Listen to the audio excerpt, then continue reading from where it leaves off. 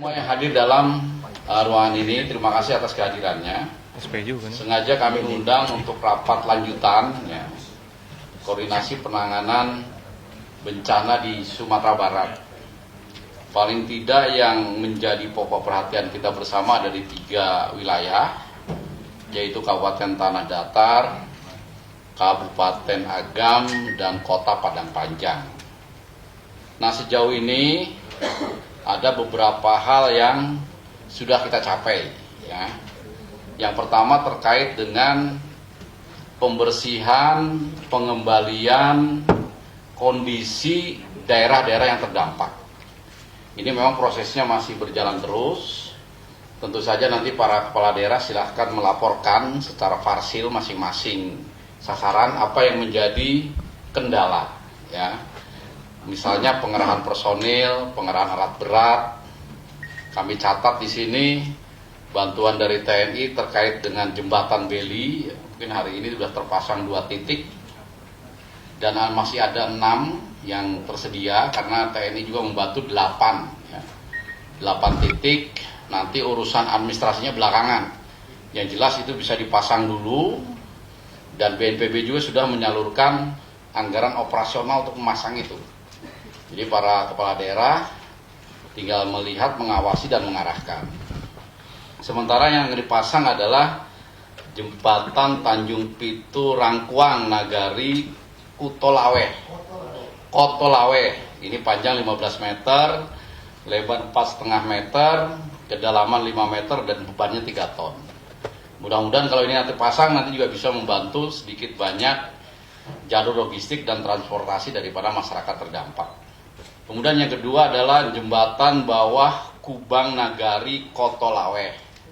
Ini kenapa di daerah itu yang duluan? Karena kalau itu tidak segera kita pasang, ini jalur logistik masyarakat ini terganggu. Pak Bupati melaporkan kemarin awal-awal terjadi bencana sampai mengirimkan logistik itu menggunakan dipikul, gitu ya, dipikul. Nah, mudah-mudahan dengan ada ini paling tidak dipikul lagi lah, bisa dilewati oleh kendaraan baik roda 2 maupun roda 4. Kemudian nanti juga disampaikan tambahan, saya tahu tadi Ibu Kepala BMKG nanti juga akan menyampaikan kepada kita semua, sudah juga melaksanakan pemetaan ke sumber bencananya, yaitu di Gunung Marapi dan Gunung Singgalang, ya. Juga ada dari PPMBG, Pak Hendra, kepalanya sendiri, beliau datang dari Bandung, dan juga ada expert yang sudah melaksanakan penelitian bertahun-tahun di Gunung Marapi. Nah, nanti juga akan bicara ini, ya, bagaimana kelanjutannya agar tidak terjadi dampak atau bencana serupa di kemudian hari, ya, kemudian hari. Kemudian juga 2 hari ini juga Ibu Kepala BMKG sudah melaksanakan pemantauan. Nanti seperti apa, nanti kita dengar bersama, dan ini menjadi catatan kita untuk langkah-langkah ke depan. Kemudian teknologi modifikasi cuaca juga sudah jalan, Bapak Ibu sekalian. Jadi sudah 2 hari ini dilaksanakan TMC, ya. Kemarin 2 sorti, masing-masing 1 sorti menyebar 1 ton, ya. Hari ini 3 sorti. Memang tadi kita dari udara menggunakan helikopter tuh masih hujan, tapi hujannya rintik-rintik, nggak terlalu deras. Itu pun karena dialihkan hujannya, dan untuk menyambut Bupati Tanah Datar juga supaya datang ke daerahnya disambut dengan hujan begitu. Tapi alhamdulillah tidak deras. Semalam kata informasinya masih turun hujan, karena nggak mungkin TMC itu dilaksanakan malam hari. Tapi paling tidak sudah berkurang debitnya. Dan ini juga menjadi catatan pada kita semua. Tadi saya mendapat informasi Pak Bupati Tanah Datar juga tadi malam keliling ketika hujan deras. Nah, kita lihat debit airnya itu. Nah, mudah-mudahan tadi informasinya tidak menambah korban, tidak menambah kerusakan. Nah, yang jelas memang masyarakat yang kalau tiba-tiba ada banjir susulan ini harus diselamatkan. Tidak mungkin ditahan terus hujan itu, ya, tidak mungkin selamanya. Pasti TMC juga ada batas waktunya. Nah, setelah tanggap darurat nanti selesai, masyarakat terdampak tidak ada lagi yang bahaya, ya nanti kalau hujan turun ya kita harus siap-siap menerima hujan itu. Kemudian pencarian pertolongan, Bapak Ibu sekalian juga terus dilaksanakan. Per kemarin hasil identifikasi korban ada 67 korban meninggal dunia dan masih ada 20 yang hilang. Mudah-mudahan hari ini ada lagi informasi tambahan. Hari ini hari kelima, sehingga kita masih punya waktu 1 hari kalau berdasarkan golden time. Tetapi nanti kita juga harus berdialog dengan ahli waris, dengan keluarga yang ditinggal. Apakah dengan 20 orang ini mereka sudah terima? Ya, kalau sudah terima ya pencarian pertolongannya dihentikan. Kita akan beralih ke kegiatan-kegiatan lainnya. Tetapi kalau masih mereka menginginkan dicari, maka tim gabungan itu tetap akan cari. Operasional dari Basarnas terkait dengan pencarian pertolongan, negara hanya memberikan anggaran 6 hari, 6 kali 24 jam. Tapi setelah itu, hari ke-7 dan selanjutnya itu bisa di-cover dari BNPB. Jadi tidak perlu khawatir. Dari sini datanya yang paling banyak adalah tanah datar 24 meninggal dunia. Gitu ya Pak, apa betul atau tidak nanti mohon di. Kemudian untuk Agam 22 meninggal dunia. Sedangkan Padang Panjang ada 2 meninggal dunia. Ini Kota Padang 50 kota dan Padang Pariaman itu juga tetap masuk kejadian bencana, tapi untuk sementara ditangani oleh daerah. Tetap BNPB juga akan berkunjung ke sana setelah 3 wilayah ini, Agam, Tanah Datar, dan Padang Panjang ini betul-betul bisa kembali pulih atau minimal sudah jalan semuanya. Kemudian peralatan ini saya rasa dievaluasi terus ya. Tolong masing-masing wilayah apakah kekurangan peralatan, kekurangan perlengkapan dalam tanggap darurat ini secara berkala dilaporkan. Sekali lagi, walaupun ini organisasinya adalah bencana daerah, ya, sehingga Pak Bupati Tanah Datar, Pak Bupati Agam, Pak Wali Kota Padang Panjang menjadi dan Satgas, dari BNPB mau mendampingi terus sampai kondisi normal. Ya, dari BNPB juga secara bergantian ini pejabat eselon 1 dan 2-nya juga akan terus dikirim ke sini. Kemudian untuk logistik daripada pengungsi kami mohon terus dianalisa dan dievaluasi. Mungkin seperti sembako, seperti permakanan itu melimpah. Nah, tapi tolong dilihat kebutuhan-kebutuhan lainnya. Biasanya di daerah bencana itu justru kebutuhan wanita, kebutuhan anak, kebutuhan kebersihan gitu ya. Ini yang harus diadakan. Nah, ini segera diadakan. Kalau memang ada keterbatasan dilaporkan ke BNPB. Ya. Biasanya orang membantu tuh supermi, beras, makanan begitu. Tapi urusan pempes, pembalut, gitu ya, bedak, minyak telon dan sebagainya merupakan kebutuhan dasar dari para masyarakat. Ini sering terlupakan. Nah, ini tolong di Sumatera Barat ini betul-betul diadakan. Nah, sejalan dengan itu, tadi malam juga sudah dilaksanakan rapat untuk memikirkan, merencanakan, mempersiapkan, melaksanakan transisi tanggap darurat.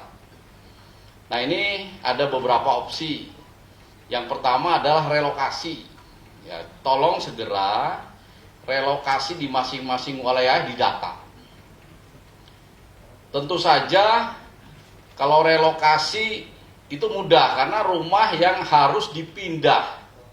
Mungkin setelah ini Ibu Kepala BMKG dengan PVMBG akan memaparkan ke kita daerah-daerah mana yang harga mati itu, nggak boleh lagi ada masyarakat di situ. Karena kalau masyarakat ada di situ, nanti di kemudian hari siapa yang mau bertanggung jawab tiba-tiba kena bencana lagi. Jadi harus dikosongkan. Dan itu SOP yang berlaku dimanapun kalau ada bencana gunung Merapi. Ya, saya cerita kemarin kepada rakyat di Semeru itu dipindah 1951 kakak.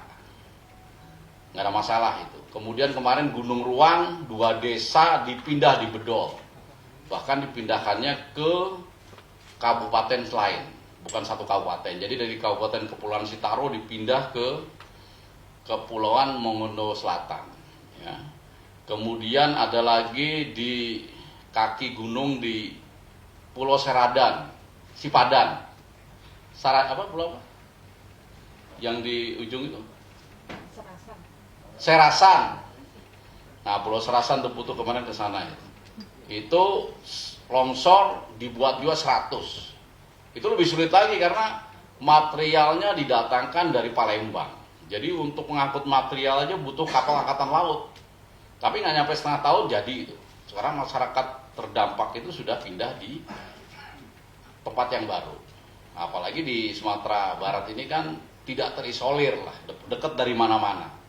Mau dorong material dari Medan, mau dorong material dari Riau juga nggak ada masalah, dari Jakarta juga nggak ada masalah. Jadi tempatnya coba disiapkan. Kemudian biasanya masyarakat yang akan direlokasi itu tanya, Pak, di samping rumah kan kami butuh kebun, butuh tempat mencari hidup.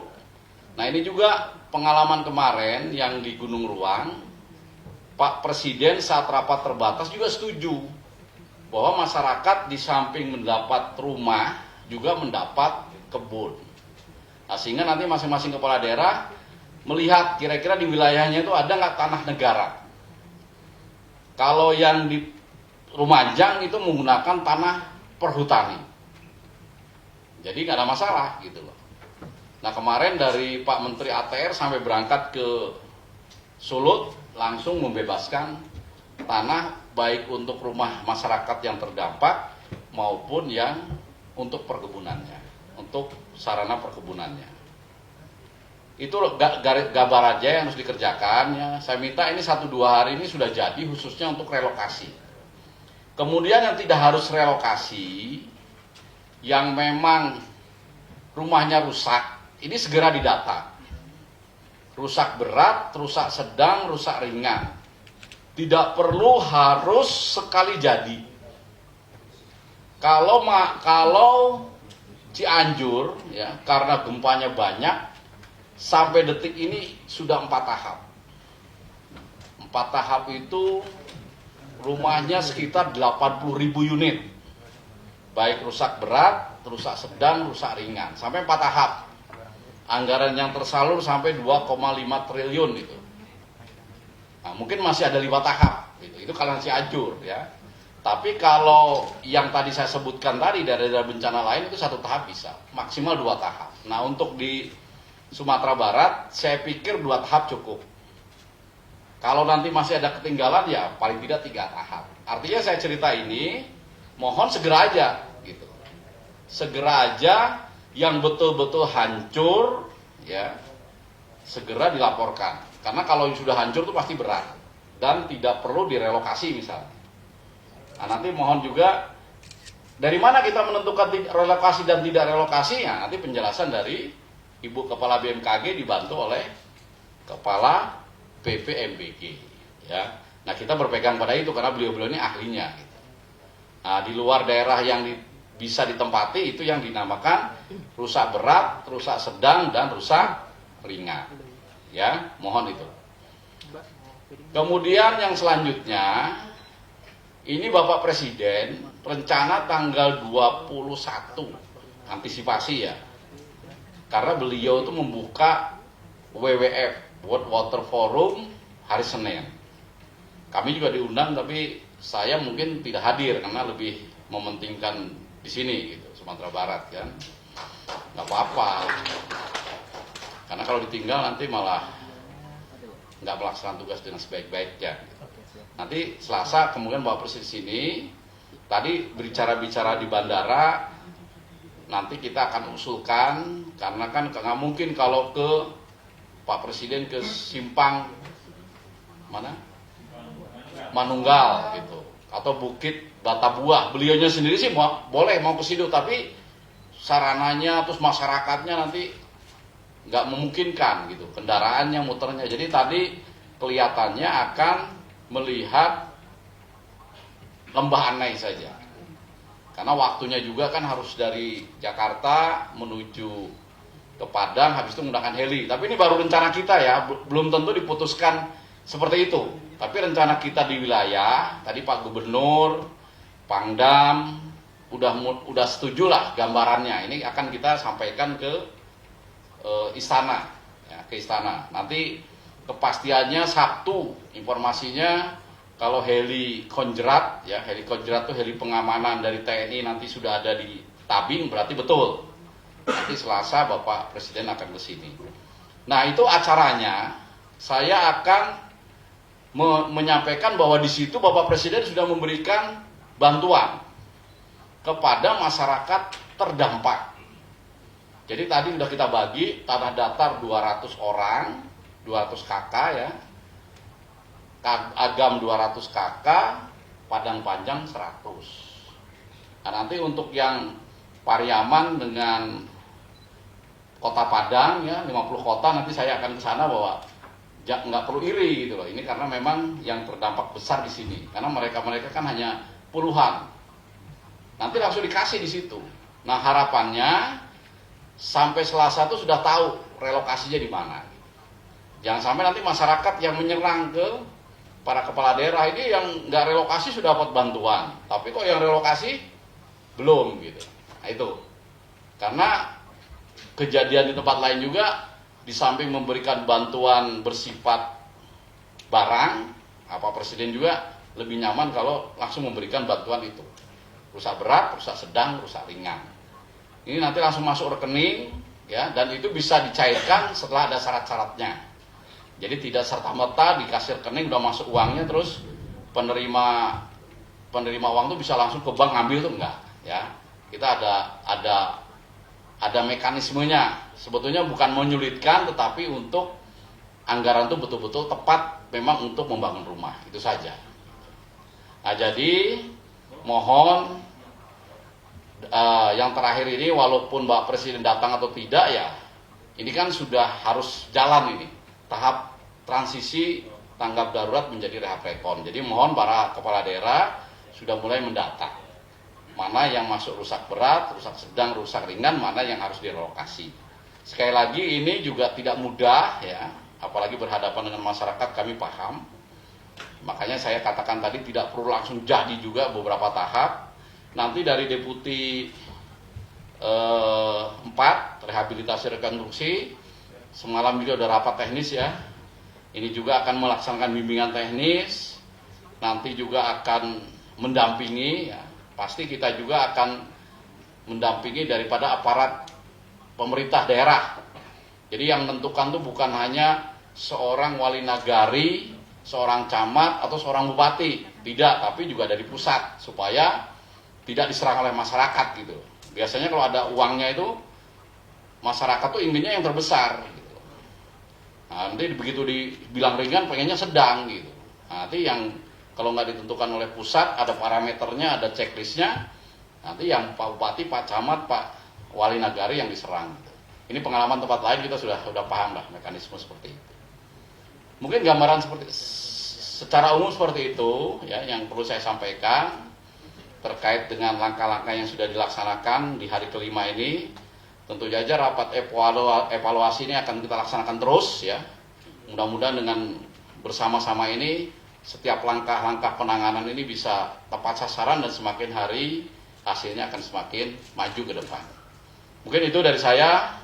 Setelah ini mohon nanti mungkin Ibu Kepala BMKG dulu menyampaikan atau Bapak Wagub ya.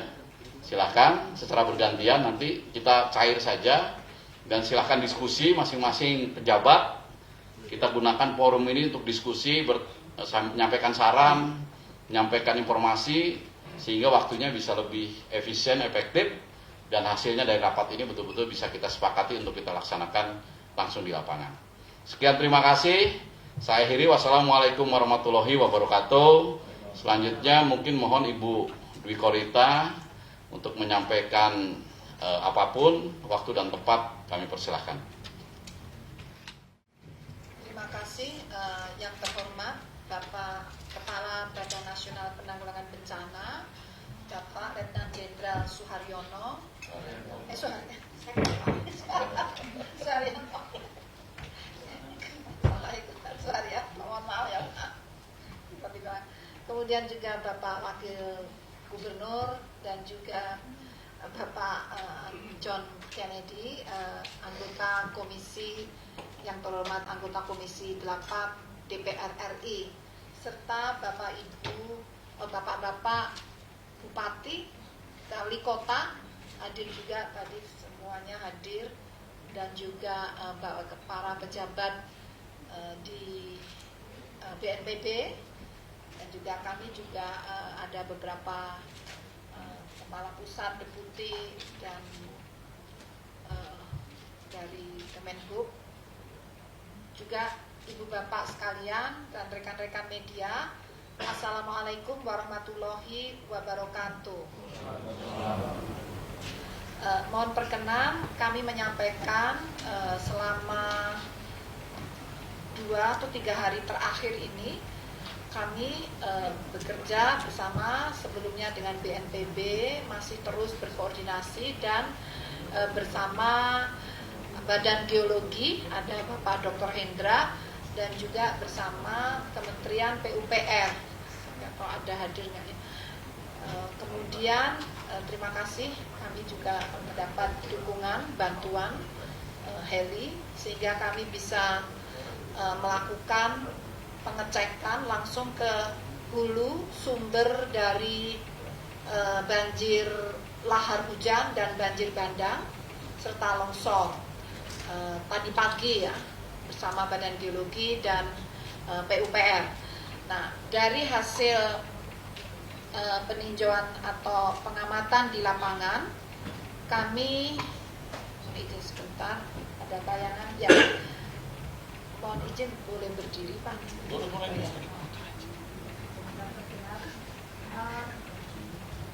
Ini peta yang dikeluarkan oleh Badan Geologi.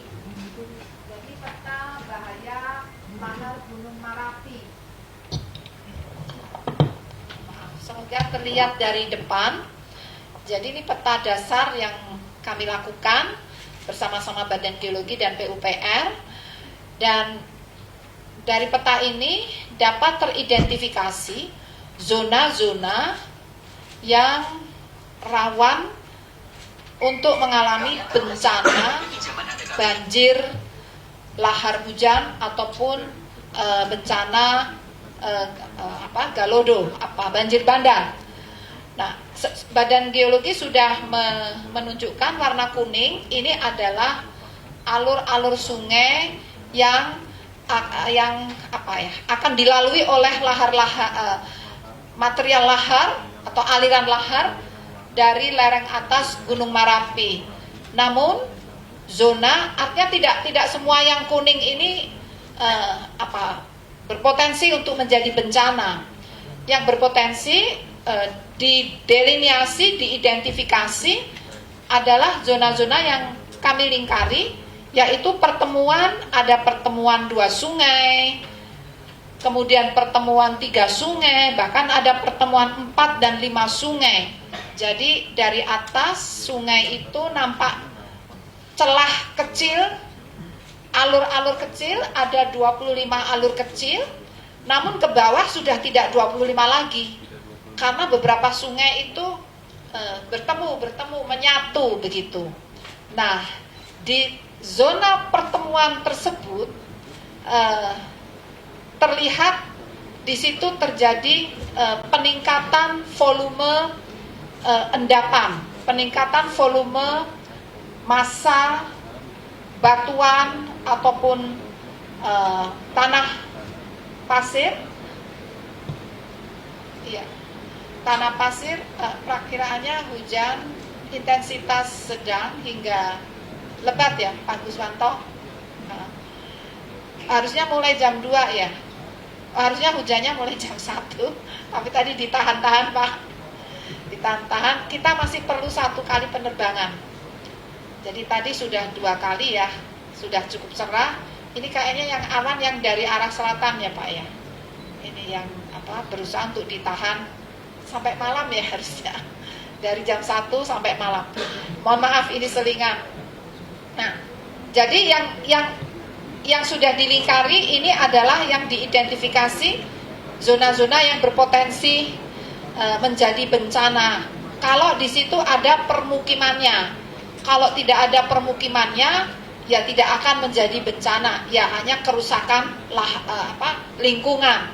Nah, di antara yang teridentifikasi ini sudah ada beberapa yang benar-benar sudah terjadi bencana, misalnya di Batu Sangkar, kemudian juga di Lembah Anai, Bukit Batabuah, ini sudah. Dan ini yang biru ini adalah jalan. Kalau ada biru terpotong kuning, berarti di situ dan ada kode lingkaran ini berarti sudah jadi bencana. Yang ada lingkaran kecil-kecil ini sudah terjadi bencana, antara lain selain banjir lahar, banjir bandang, dan juga ada jembatan putus, ada jalan yang terpotong lahar, ini sudah ada.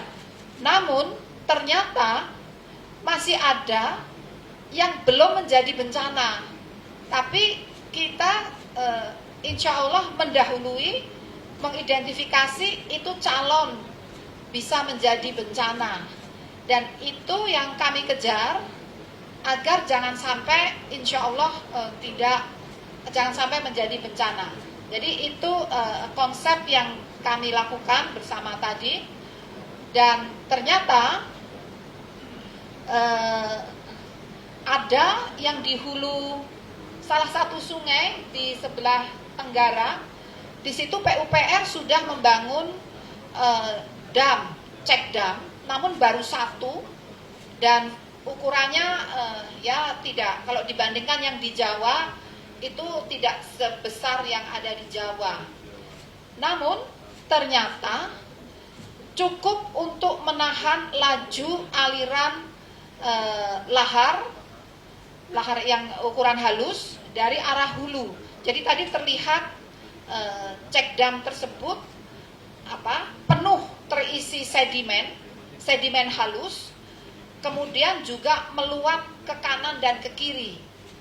Jadi karakteristik dari Sabodam ini, dia menahan laju sedimen, jadi kecepatan dikurangi dan volume sedimen ditangkap sebagian, sehingga kalau ada yang tersisa turun ke bawah, diharapkan jumlahnya tidak banyak, dan idealnya itu dibangun beberapa. Kalau yang di Jawa Tengah itu berjenjang sampai 9 begitu. Nah, ini tadi baru satu, sehingga masih ada yang istilah bahasa Jawanya saya nggak tahu, bahasa Minangkabonya apa. Jadi masih ada yang lolos ke bawah, tapi tidak sedahsyat yang tidak ada cek damnya. Dan itulah yang kami lihat di atas. Kemudian juga yang penting diketahui, sedimen yang ada di hasil erupsi yang ada di atas ini volumenya masih relatif cukup banyak dibandingkan yang sudah turun. Nanti Badan Geologi akan menjelaskan jumlah yang masih di atas dengan yang sudah turun relatif masih lebih banyak, jauh lebih banyak yang di atas. Dan dari BMKG juga mengidentifikasi menganalisis, melihat data di Sumatera Barat ini musim kemaraunya juga tetap hujan. Jadi hampir selalu hujan sepanjang tahun. Sehingga poin inilah yang perlu dikhawatirkan, yang perlu penanganan yang tidak mungkin seketika saat ini, namun penanganan jangka panjang secara permanen. Dan kalau hal itu tidak dilakukan, kejadian banjir lahar ini akan terulang dan terulang kembali. Masyarakat dan pemerintah daerah akan lelah untuk menanganinya. Dan yang dikhawatirkan terutama yang ada di sini, Bapak Wakil Gubernur, di Pasir Laweh dan Sungai Tarap itu belum terjadi bencana, tapi kalau terjadi dikhawatirkan dari luasan yang digambarkan oleh PVMBG atau Badan Geologi ini lebih luas dari yang ada di Batu Sangkar.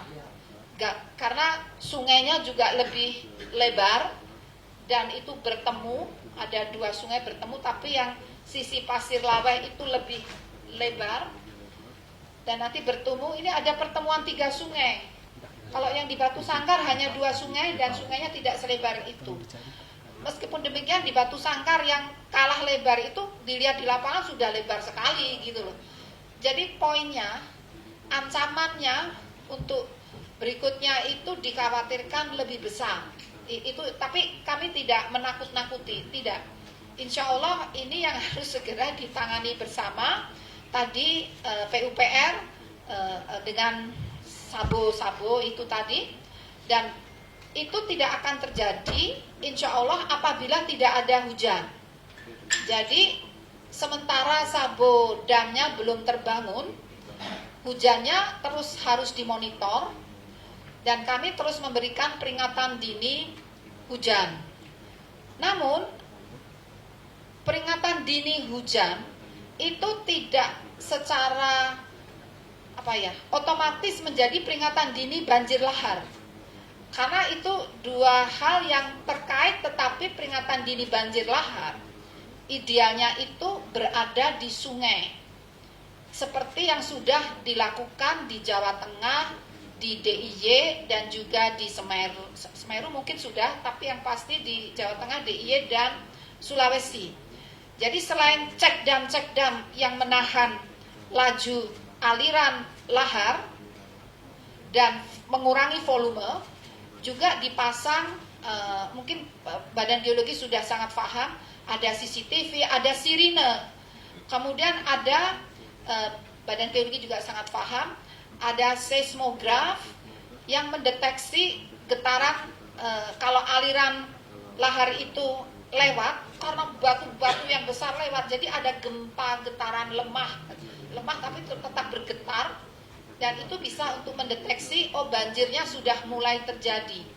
Selain itu juga ada alat untuk mengukur tinggi muka air.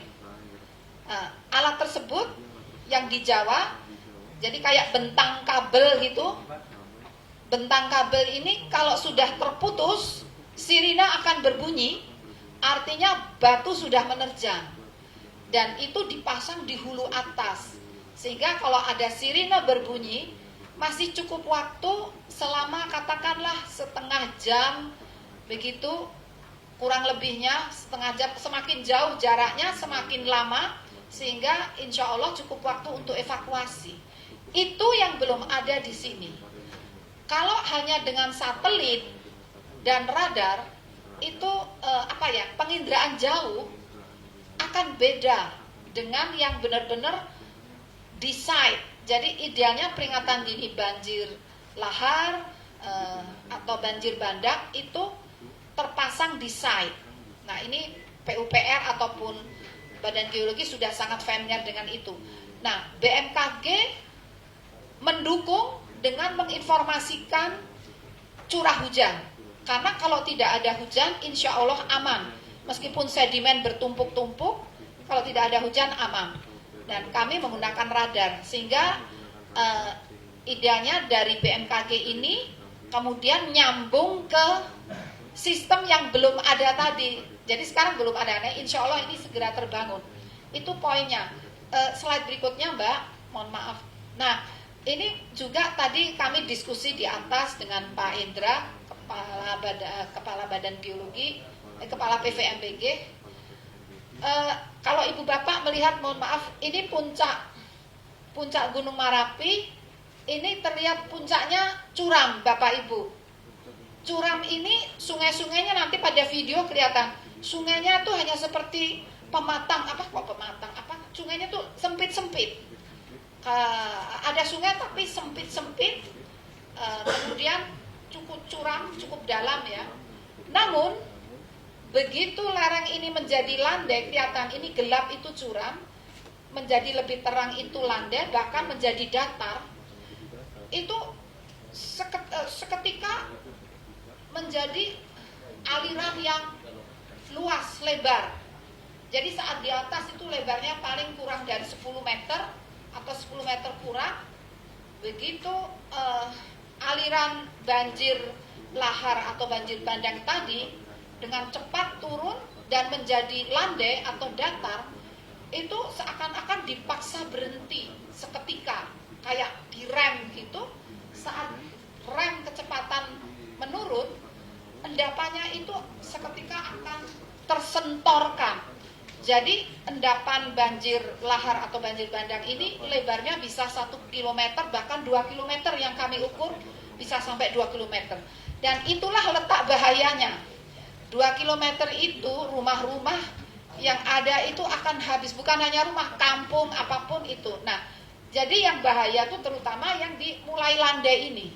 Sehingga kalau tata ruang, mohon zona-zona yang mulai landai ini ada zona bebas hunian, katakanlah radius 2 km, tergantung kondisi lapangan, mohon nanti Badan Geologi akan menyampaikan seperti itu. Nah, poin itu yang perlu diwaspadai.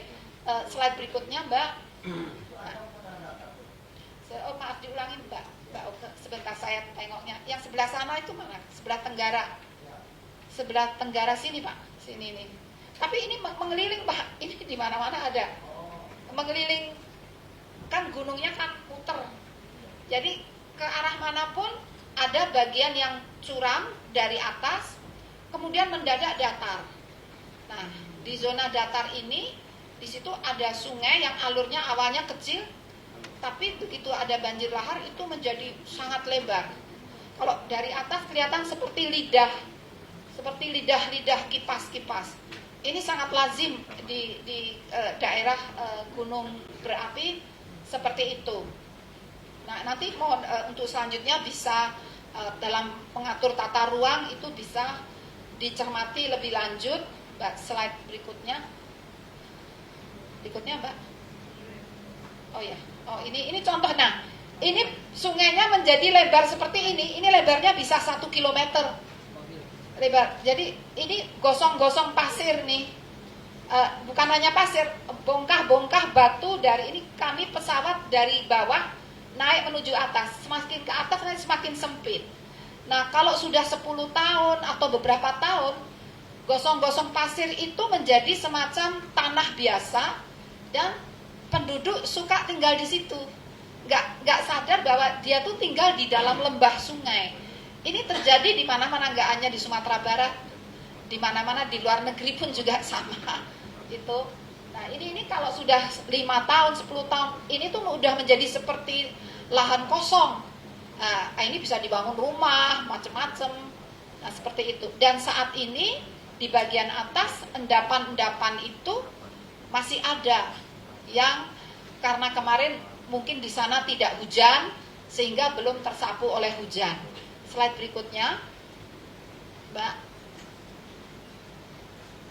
Silakan, slide berikutnya. Enggak. Tadi sudah, ya. Nah, ini kalau dilihat dari dekat, ini yang sudah terlandai ini. Ini endapan yang baru saja kemarin. Ini kelihatan menyebar ya. Dari atas itu sungainya sempit, tapi begitu datar lalu melebar. Jadi proses fisika apa ya, geofisika yang memang alam seperti itu. Jadi ini panjangnya dari sini sampai sini tuh bisa hampir 1 km dan ke sisi sana juga hampir 1 km, total hampir 2 km. Artinya zona sempadan sungai rawan banjir lahar itu harus ditetapkan biar ke depan tidak terjadi lagi. Slide berikutnya. Nah, ini semakin ke atas, semakin menyempit, namun sungai-sungainya masih banyak bongkah-bongkah batuan, dan ini tererosi kanan kiri. Untung tidak ada rumah. Nah, tapi yang ke sana ada rumah. Jadi, kalau tadi kami lihat dari atas, rumah-rumah itu, atau perkampungan itu, tidak sedikit yang berada di dalam lembah bantaran sungai yang dilewati banjir. Rumah ini kalau diikuti ada di dalam bantaran itu, dan itu yang perlu mendapat perhatian. Namun ada kearifan lokal tadi Mas siapa? Di mana Laweh ada. Koto Laweh ya. Oh, Pasir Laweh.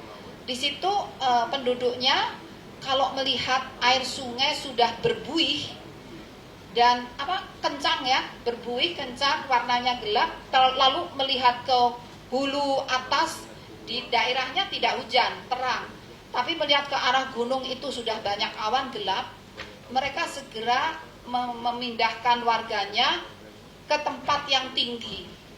Jadi kemarin juga nggak kena ya, nggak ada korban juga ya.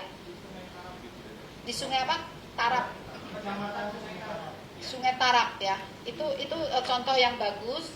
Slide berikutnya. Nah, juga salah satu sumber penyebab banjir bandang itu banyak titik-titik longsor. Ini yang terfoto hanya satu, sebetulnya terjadinya ada beberapa. Dan longsoran ini terlihat dia menyeret, ini sebetulnya tanaman hutan, bukan hutan ya, ini hutan. Ini pohon-pohonnya masih lebat, tapi terseret oleh longsor tadi. Nah, akhirnya pohon-pohon itu jatuh di dalam lembah sungai yang semakin menyempit, semakin ke atas semakin menyempit. Ini akan menutup, nanti lama-lama akan menutup sungai, membendung, dan dari arah hulu air itu nanti akan tertahan kalau hujan terus. Dan kalau air terus meningkat, lama-lama bendung ini jebol. Makanya turun dengan cepat sebagai banjir bandang. Ini terjadi di mana-mana, nggak hanya di sini. Tapi poin pentingnya, mohon izin, gunung yang aktif, gunung api yang saat ini aktif kan tidak hanya Gunung Marapi, ada Gunung Ruang, gunung apalagi, Badan Geologi lebih tahu. Kemudian juga Gunung Lewe Tolok ya, Lewe Tolok, di situ masih yang Gunung Ruang itu masih curah hujan masih tinggi. Jadi fenomena ini tuh juga bisa terjadi di gunung-gunung yang saat ini erupsi dan curah hujannya tinggi. Artinya tidak hanya Sumatera Barat saja yang bisa mengalami bencana ini, bisa terjadi di mana-mana, di mana aktivitas gunung apinya baru berproses dan belum di situ curah hujannya masih tinggi. Slide berikutnya. Nah, ya Pak silakan. Di pemantauan Prodaya itu di gunung-gunung yang wilayah saya ada penebangan pohon nggak? Ada gundul nggak? Mulai sedikit. Mulai ada lahan ya tadi Pak Indra tadi ya, kita tadi ini mulai ada ladang. Tapi belum banyak ya. Masih banyak pohonnya. Ya, mumpung belum banyak, ini mohon di ya. Wilayah mana itu? Aduh enggak, yang agak silakan. Timur Laut. Timur Laut, timur dan tenggara juga ada. Pokoknya sisi timur, Pak. Iya. Timur Laut dari puncak gunung. Iya. Timur Laut juga ada kan, sungainya ada yang ke sisi timur, ada sisi tenggara. Spot-spot tapi belum signifikan. Iya. Dan yang menarik di lembah itu, terutama yang sisi timur, itu kan lembah sungainya semakin agak di atas, jadi di tengah-tengah ya, bukan di atas, bukan di bawah. Itu lembah sungainya itu kan mengerosi dalam gitu ya. Jadi kayak ngarai. Nah, di dalam ngarai itu sawah-sawah subur, cantik sekali sawah-sawah gitu dimanfaatkan. Nah, namun suatu saat di situ juga untuk lewat lahar, ya air. Tidak apa-apa selama ada peringatan dini, yang bekerja diberi peringatan dini, dia bisa segera keluar. Tapi persoalannya kan peringatan dininya belum ada itu. Jadi ya perlu kehati-hatian. Belum banyak rumah-rumah yang lebih ke arah selatan dan tenggara, itu rumah-rumah makin banyak. Ya, jadi ini contoh yang semakin ke bawah, semakin datar. Ini kayu-kayu ini adalah yang terangkut dari longsor-longsor yang tebing longsor yang menyumbat di atas. Nah, ini lebih banyak kayu-kayu dan juga ada bongkah-bongkah. Jadi ini percampuran antara pengaruh longsor dan juga pengaruh endapan material gunung api. tidak harus hasil erupsi yang baru saja terjadi, tapi erupsi jauh sebelumnya itu juga bisa terangkut lagi. Slide berikut. Nah, ini lebarnya yang hampir 2 km. Ini lebarnya hampir 2 km. Ini sudah sampai datar. Kalau sampai datar tuh jadi melebar begitu. Di atas hanya 10 meter begitu, tapi begitu ke bawah dan mengerosi. Ada yang tererosi. Ini terus semakin naik, nanti akan terlihat semakin menyempit. Nah, ini udah mulai menyempit, belum jauh aja udah tiba-tiba sempit. Semakin naik, semakin menyempit. Seperti itu, polanya sama. Iya, panjang. Nah, nanti kalau karena masih sempit, ini tadi ada jalan, nah jembatan ini tidak terputus karena di situ masih sempit ya. Mulai terputus tuh kalau sudah materialnya kuat. Nah, ini kira juga tuh. Transisinya dari sempit akan melebar, itu mengerosi kanan kiri seperti itu. Mungkin selanjutnya Mbak, ini tentang radar cuaca saat kejadian. Ini menunjukkan adanya awan-awan hujan yang bergerak dari timur ke barat, dan itulah yang turun sebagai hujan di wilayah Gunung Merapi. Nah, ini yang terus kami monitor. Slide berikutnya. Nah, ini saya rasa sudah kita jelaskan sebelumnya ya. Ini pengaruh hujan, saya rasa bisa dilewati. Ini sudah berlalu, kita lewati. Ini sudah berlalu, kita lewati. Nah, ini ke depan sekarang ya. Ini masih sekarang. Kalau sebelumnya saat kejadian sirkulasi sikloniknya tuh di atas, di sebelah barat Aceh. Sekarang yang memicu hujan ini antara lain adanya belokan angin. Ini putar seperti apa di rambut itu, pusar, unyang. Nah, ini yang mengakibatkan perlambatan angin. Itu tadinya kenceng menjadi melambat, dan kalau melambat awan-awannya ini uap air yang terbawa menjadi awan dan turun sebagai hujan yang relatif lebih lebat. Fenomena saat ini seperti itu. Terus kami monitor. Silakan berikutnya. Nah, ini peringatan dini selalu kami sampaikan, tapi mohon maaf, peringatan dini ini bukan peringatan dini banjir lahar. Banjir lahar atau banjir bandang. Harusnya peringatan dininya ada di bawah. Terus slide berikutnya. Nah, ini yang sedang kami bangun dari data PVMBG, diintegrasikan dengan data hujan. Jadi di setiap kecamatan akan diketahui curah hujannya setiap 3 jam itu seperti apa. Ini sudah ada. Sudah ada di mana Pak? Di posko atau di mana ini? Di mobile phone bisa ya. Di mobile phone bisa. Jadi mau di kecamatan manapun sebaiknya, karena belum ada peringatan dini banjir lahar, menggunakan peringatan dini hujan ekstrim, hujan lebat, untuk mencari aman gitu ya. Kalau tahu ini udah ketahuan ini di kecamatan 10 Koto akan hujan ini hitam, ini pakai kilat petir jam 1. Berarti kalau mau ada kegiatan jangan sampai jam 1 ya. Bisanya seperti itu. Tapi kalau ada sistem peringatan dini banjir lahar, itu sampai bisa mencet bel, bunyi sirine itu sampai bisa. Jadi orang yang sedang bekerja bisa diingatkan. Nah, itu yang belum ada. Mungkin sudah semua rekomendasi.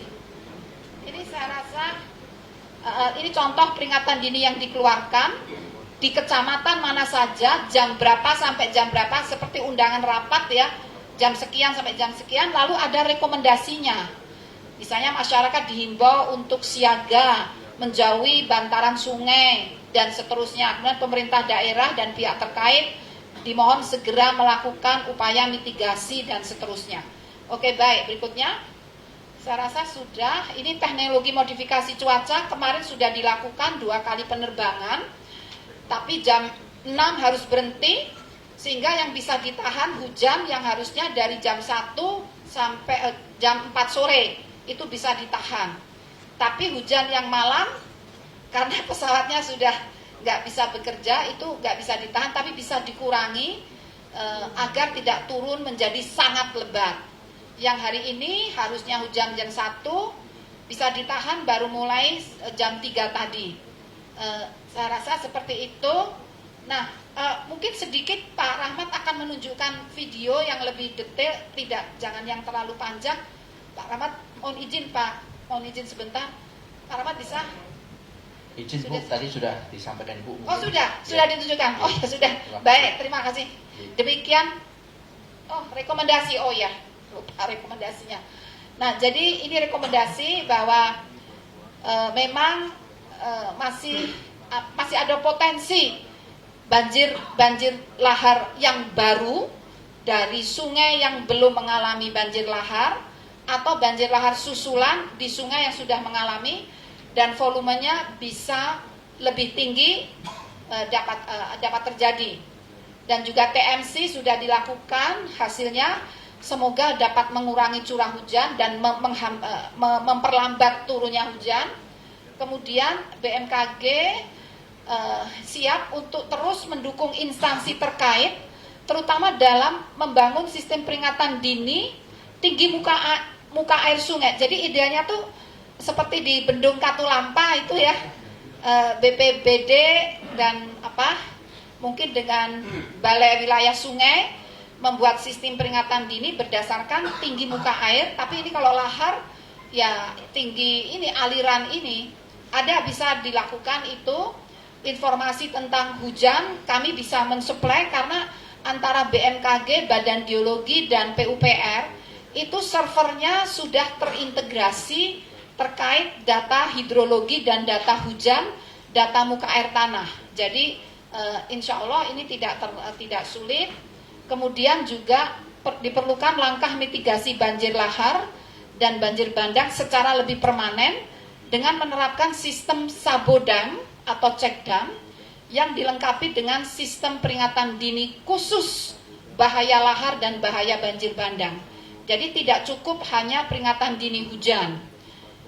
Kemudian BMKG siap untuk mendukung instansi terkait mempercepat proses pembangunan 27 sabodam di 25 das. Dan yang terakhir, BMKG siap mendukung pemerintah daerah Sumatera Barat dan instansi terkait untuk mengevaluasi, mengkoordinasikan dan merumuskan kembali tata ruang yang berwawasan lingkungan dan aman dari bencana. Demikian, terima kasih Bapak Kepala, waktu kami kembalikan.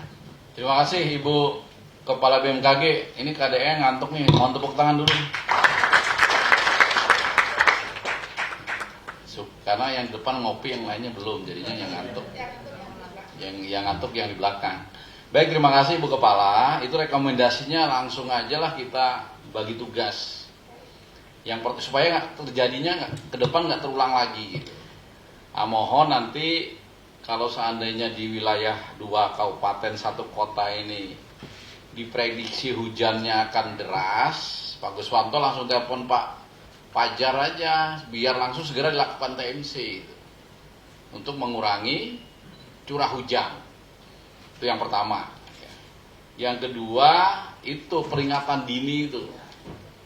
Mungkin Pak Jarwan nanti dengan Pak Bupati, Pak Wakil Gubernur direncanakan aja itu bikin peringatan dini itu yang tadi pakai muka air itu, tinggi muka air itu, ya segera supaya nanti kalau ke depan ini masyarakat dengan adanya teknologi itu kan bisa gitu. Nanti disupervisi dari BPMBG.